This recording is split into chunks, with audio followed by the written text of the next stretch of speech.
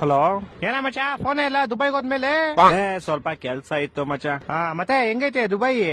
ಇಲ್ಲೆಲ್ಲ heavy technology ಮಚ್ಚ. ಇಲ್ಲಿ ಹೌದಾ? ಎಷ್ಟೇ ಜೋರಾಗಿ ಮಳೆ ಬರ್ಲಿ 2 ನಿಮಿಷಕ್ಕೆ ಒಂದು ಚೂರು ನೀರ್ ಕಾಣಿಸಲ್ಲ ಇಲ್ಲೆಲ್ಲ.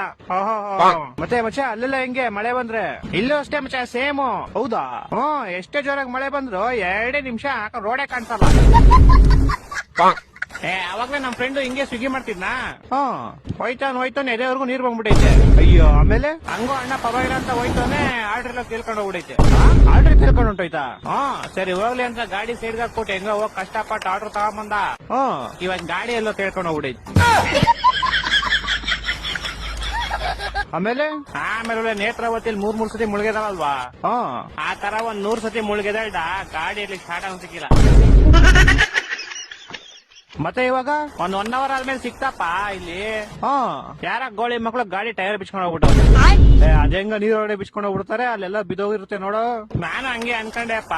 ನಾವೀಗಿರೋದು ಶಿವಾಜಿನಗರ. ಗಾಡಿ ತೇಳ್ಕೊಂಡ್ ಶಿವಾಜಿನಗರ್ಗೆ ಹೋಗ್ಬಿಡ್ತಾ?